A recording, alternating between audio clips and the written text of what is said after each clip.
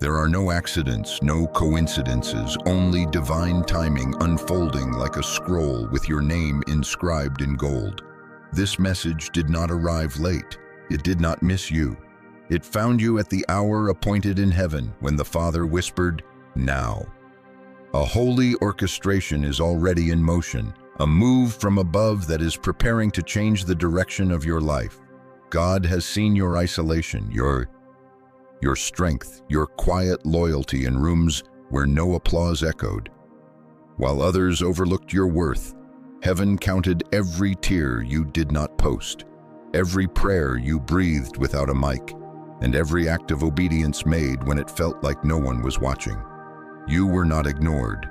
You were preserved. If your spirit knows this is for you, if something deep in your chest has started to rise like a tide, mark it with a sign. Type 999 as a witness to your alignment. Not superstition, not luck.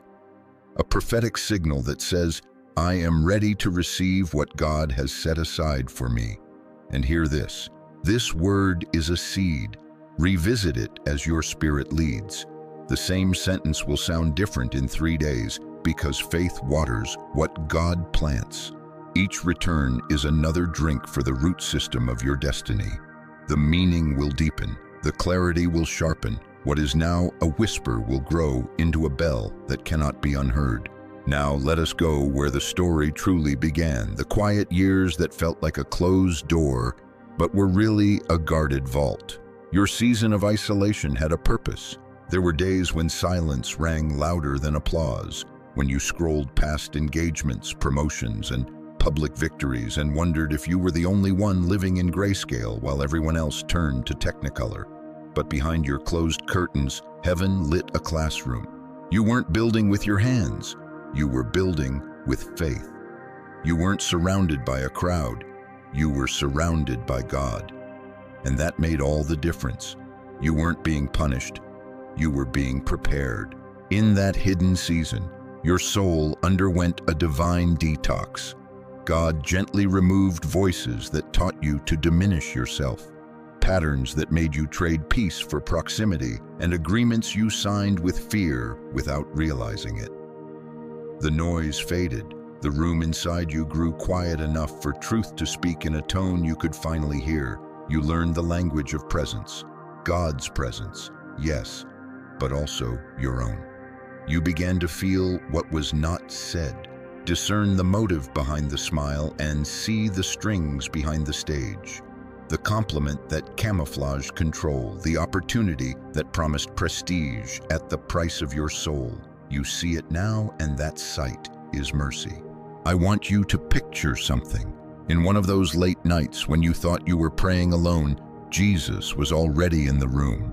Not far off, not glimmering from a stained glass distance, but near, close enough that you could have heard his breath if silence were a little quieter. He knelt at your bedside like a friend who refuses to leave, praying with you and for you. "Father, keep them," he said. "Do not let this pain become their identity. Do not let this delay become their verdict. Use this valley to make them whole." The peace you felt for no logical reason, that was his intercession touching your nervous system, the odd surge of courage when you were too tired to be brave. That was his hand under your ribs, lifting. Isolation taught you true peace, not the fragile calm that depends on perfect weather, but the unshakable quiet born from alignment. Bank account low, bed cold, calendar empty. And yet beneath the surface, a stillness like a lake too deep to be stirred by wind. You stopped chasing what was never yours. You stopped auditioning for rooms that punished your anointing and applauded your performance. You learned that scarcity is often a costume worn by manipulation, and that urgency without purpose is usually a trap. You let surface-level affections fall away and began to crave soul-deep agreement. It was better to walk alone in truth than to be surrounded by those who drained your spirit. In that classroom, heaven trained your discernment. Counterfeits came and went, and though they stung, their passing sharpened your eye. Appearance without substance, gifts without a giving heart, charm without commitment. 1,000 tiny tests, and your spirit learned to read the atmosphere the way sailors read the wind. The old you would have settled for a half-blessing that came with hidden hooks, for a platform that demanded your voice but forbade your values, for a hand that stroked your hair while stealing your crown. Not now.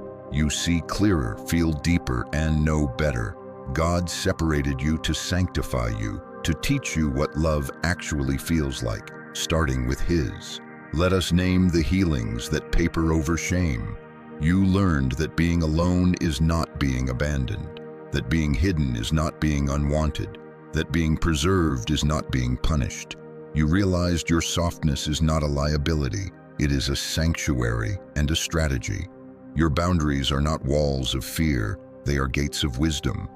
The fire you walked through was not just about survival, it was metallurgy.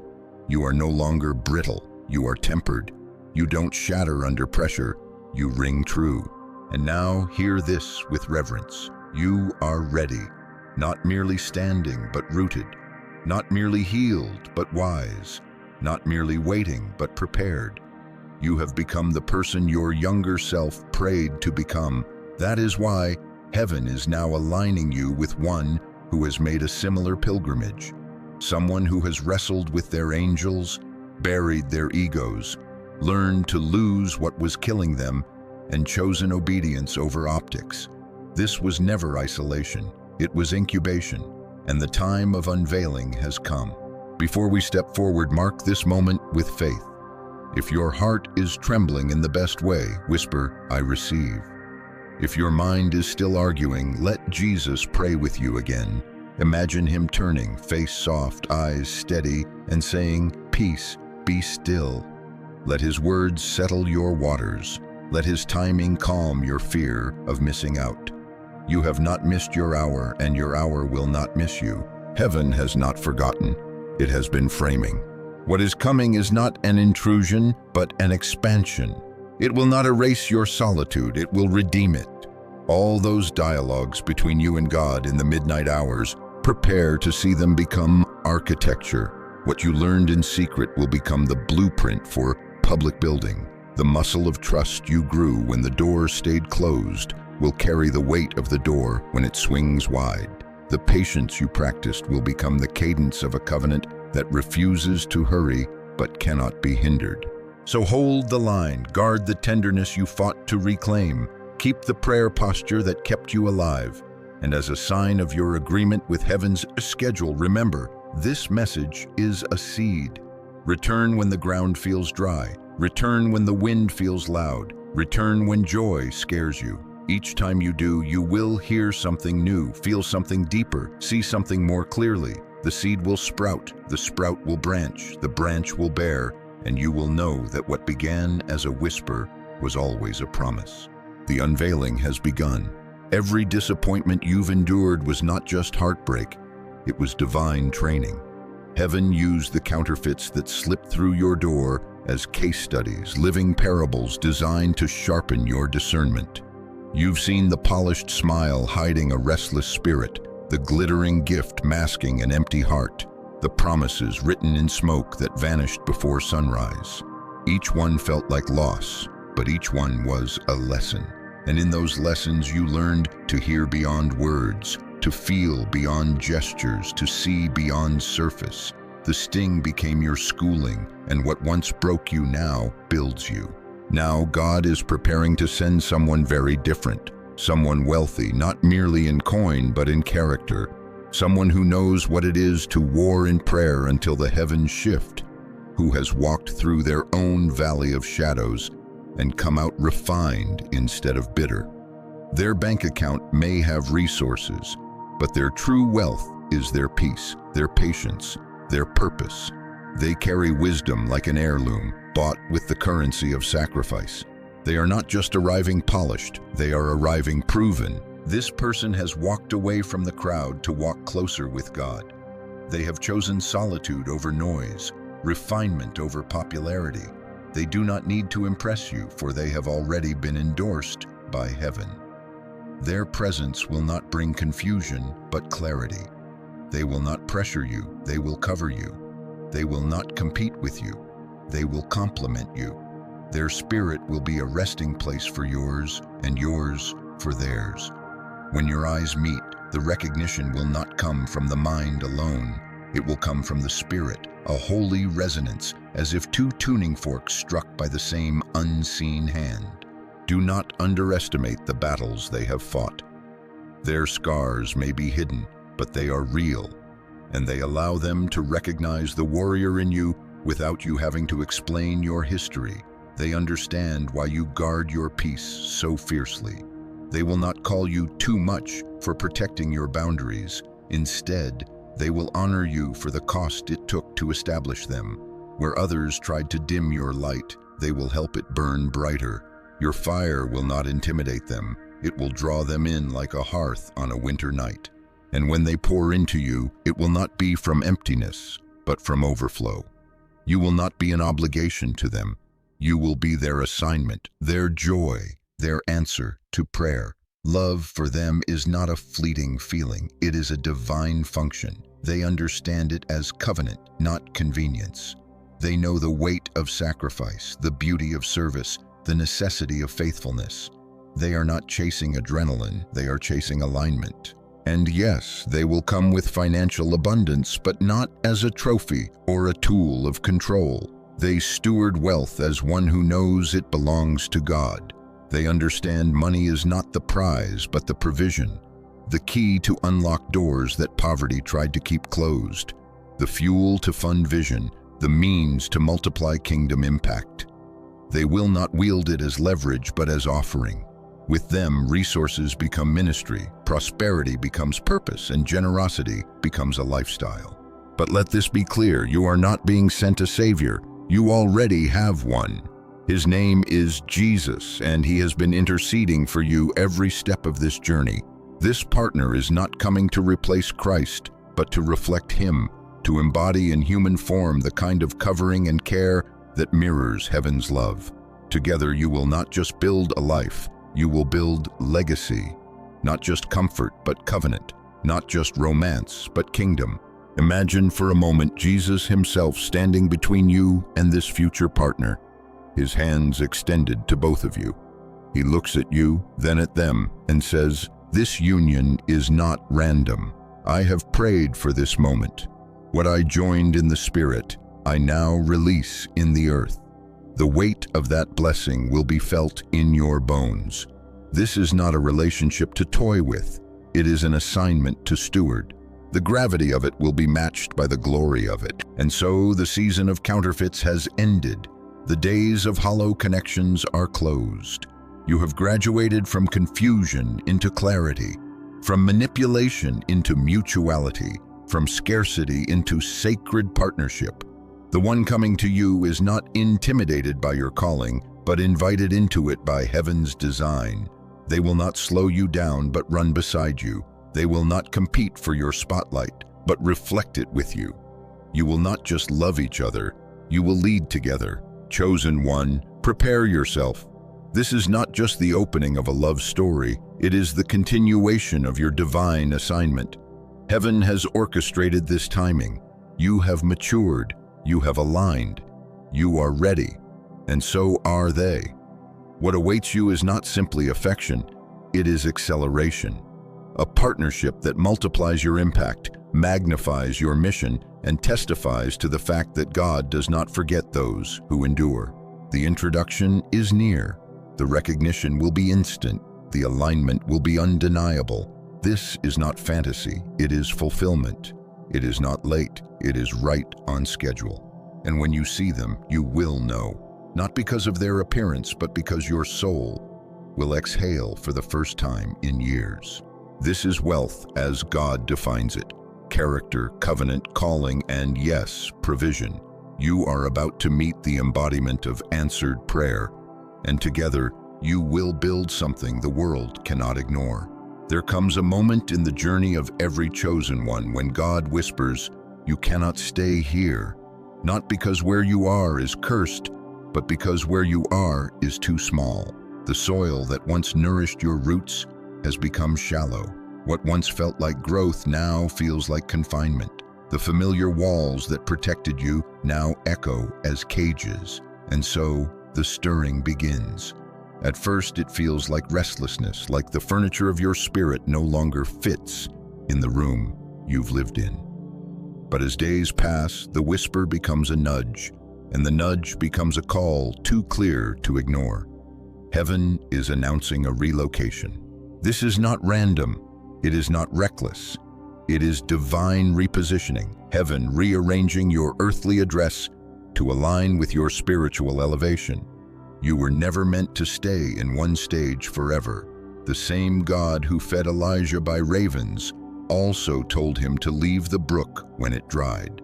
The same God who planted Abraham in Maim, his homeland, commanded him to leave it before his legacy could bloom. Joseph was repositioned into Egypt, not by choice but by providence, because the palace required what the pit refined. Ruth had to walk away from Moab before destiny aligned her with Boaz. Relocation has always been the rhythm of revelation. You feel it now, don't you? The growing discomfort with what once felt comfortable, the conversations that no longer feed you, the job that no longer stretches you, the friendships that circle but do not soar. It is not failure, it is graduation. You have outgrown the atmosphere of your last season, and heaven is making room for your expansion. But this shift is not only geographic, it is atmospheric, it is spiritual. God is not simply moving you to a new address. He is moving you into a new dimension. Old mindsets must be shed like snakeskin. Old patterns must be laid down like broken tools. Attachments that once felt necessary must be released, because you cannot carry yesterday's furniture into tomorrow's house. This is holy uprooting, and though your heart may ache as you let go of what was, remember, God never asks you to leave without preparing what you are walking into. The new land may be unfamiliar, but your spirit will recognize it as home, not because of how it looks, but because of how it feels. Peace will walk the halls before you unpack the first box. Grace will hang in the air like fragrance before the furniture is set.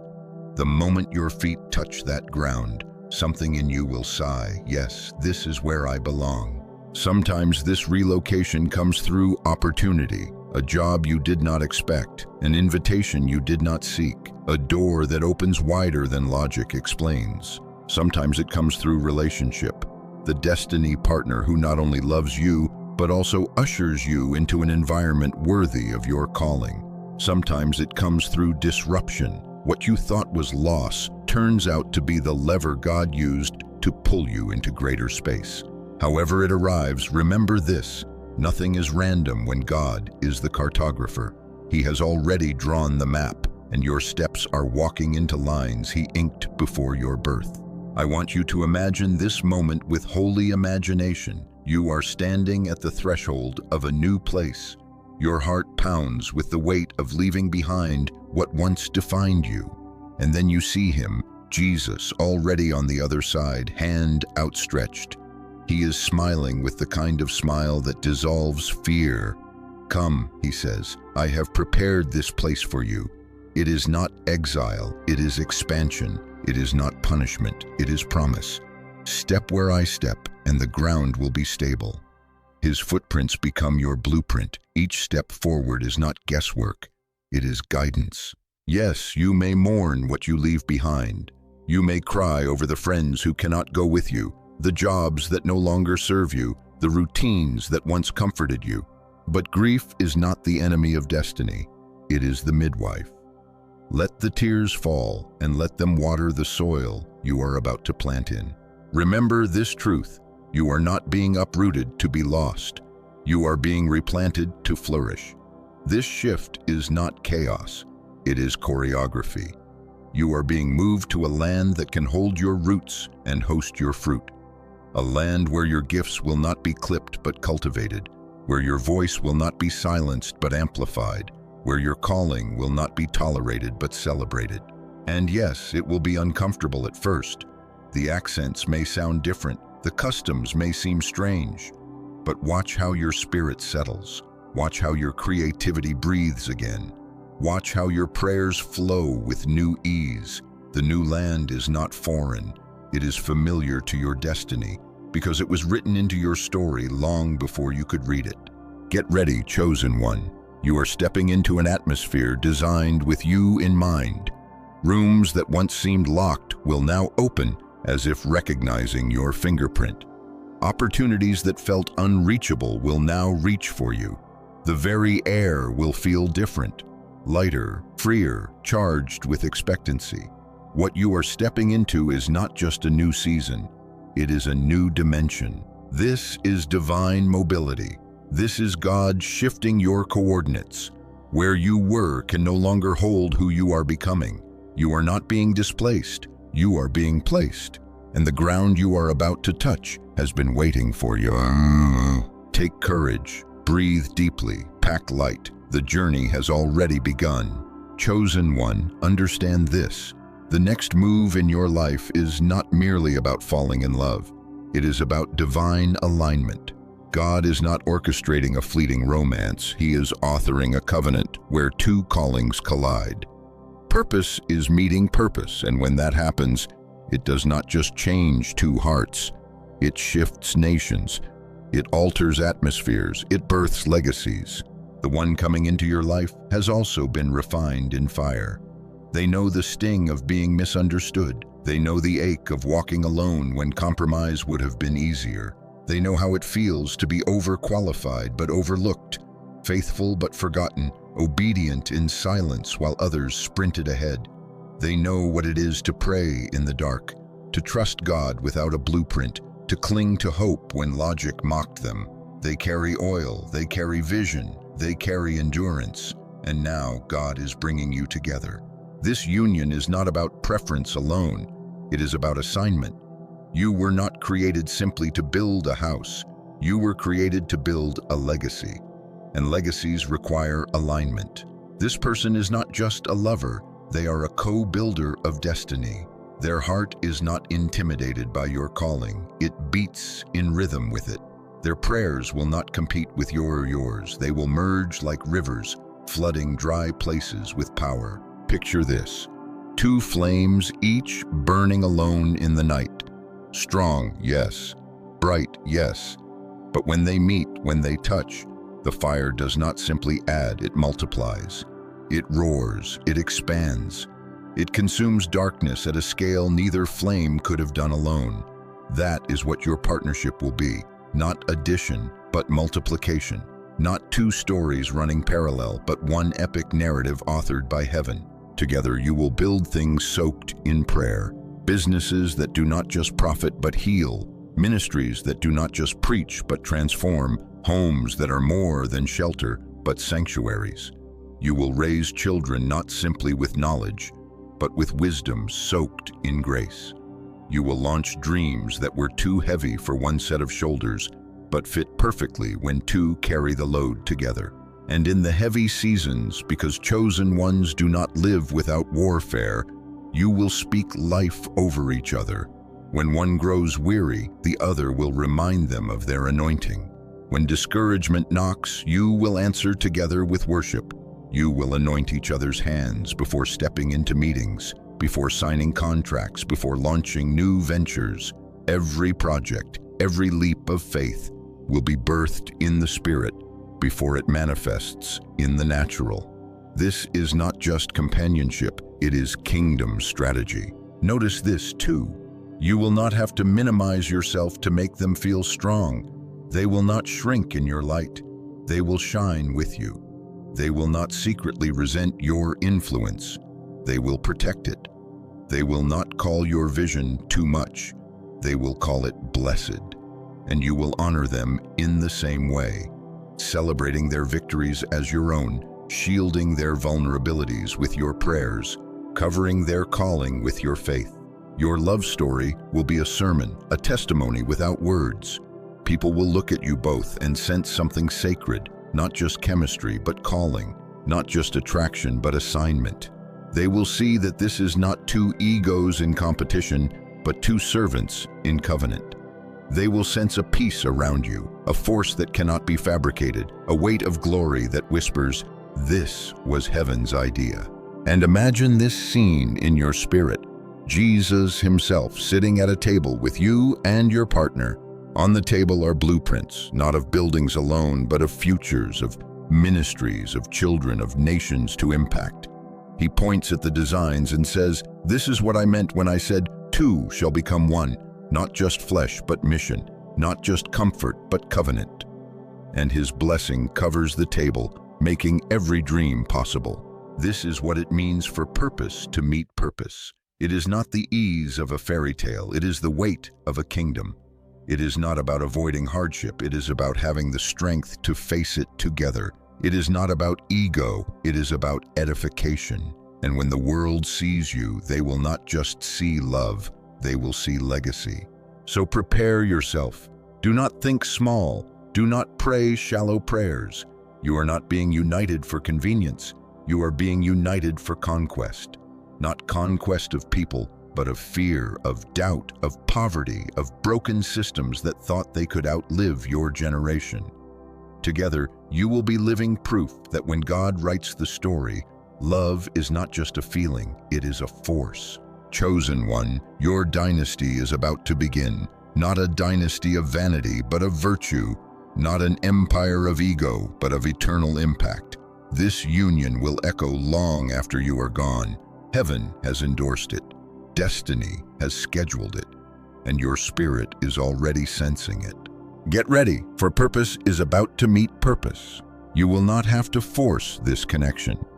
When God writes a love story, it carries a fragrance of peace that no counterfeit can imitate.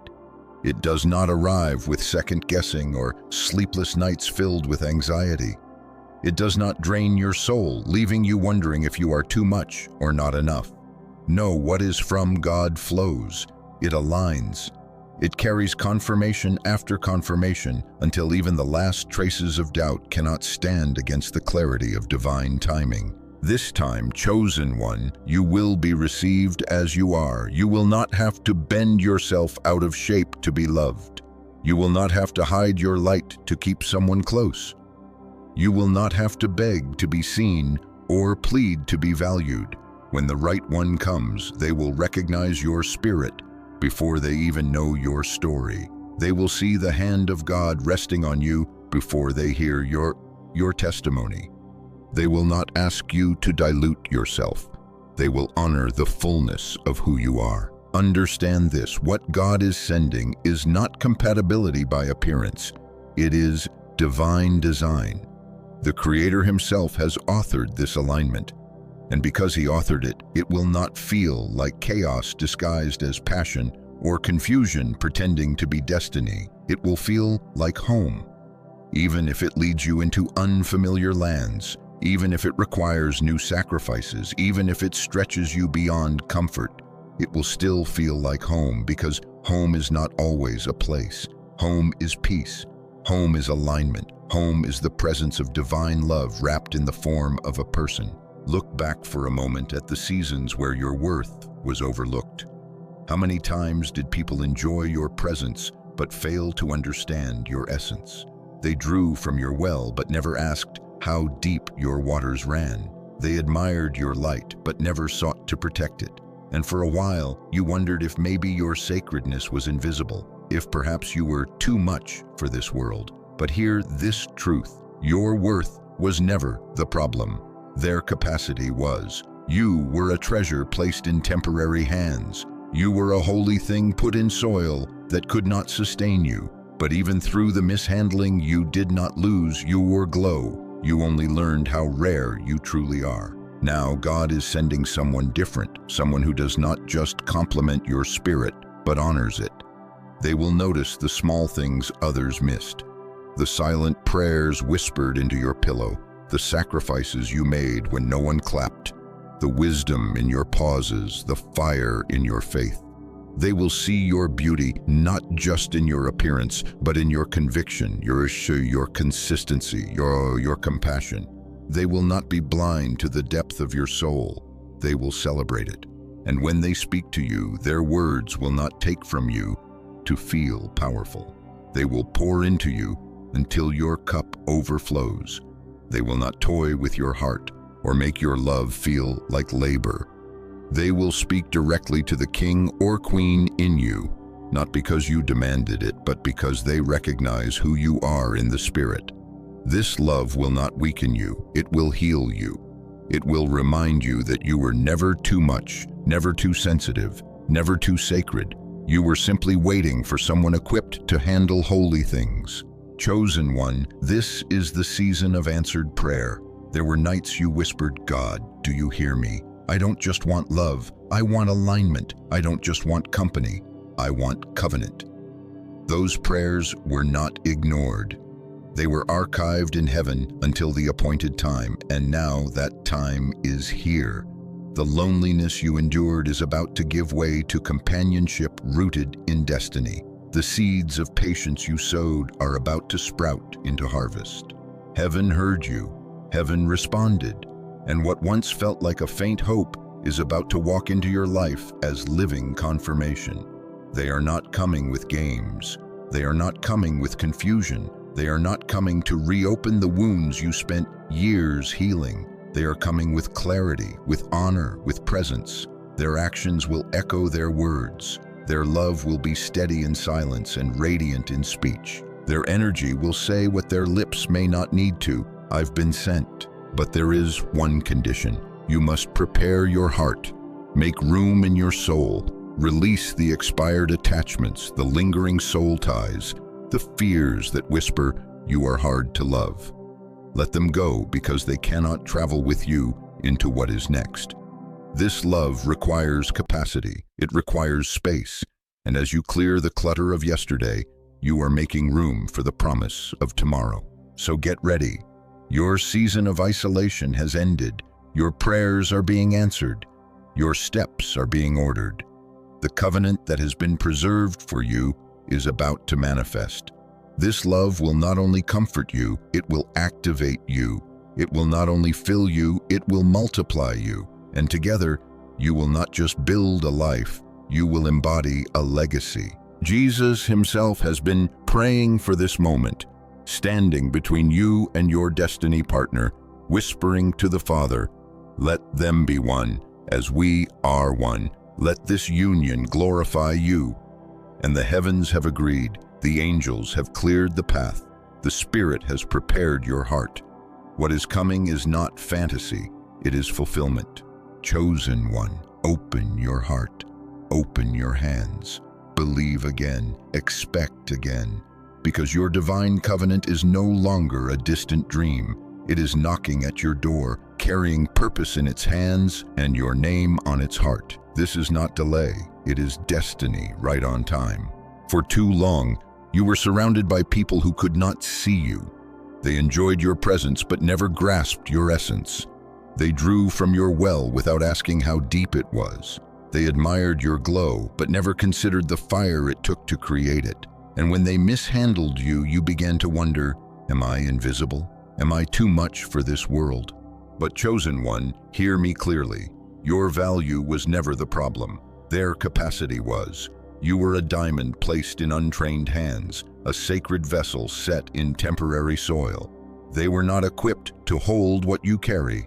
Their blindness was not your burden to bear. It was heaven's way of protecting you from being cheapened by those who could not afford your depth.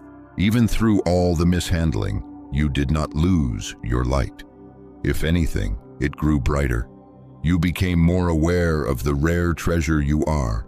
You realized that your spirit was not fragile, it was sacred, and sacred things are not meant to be tossed carelessly.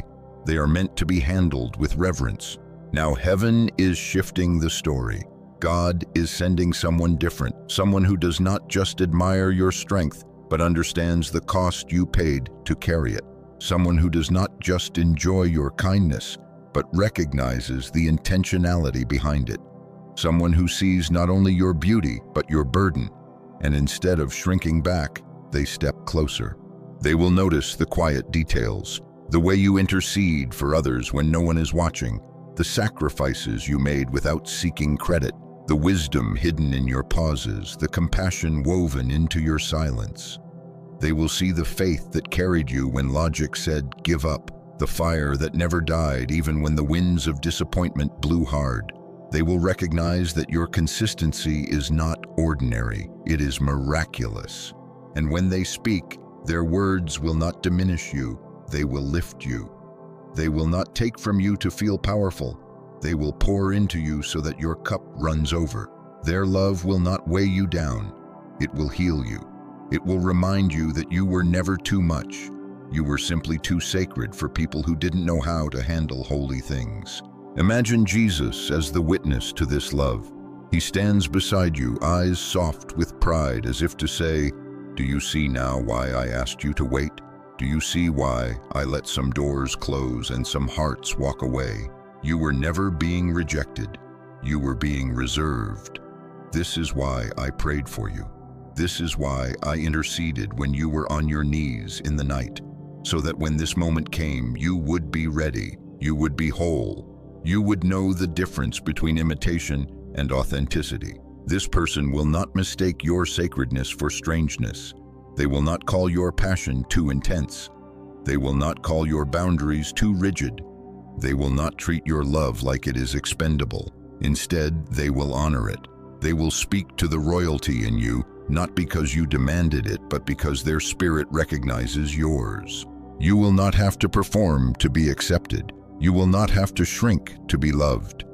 You will not have to dilute your greatness to fit their comfort. They will celebrate your victories, cover your vulnerabilities, and partner with your calling.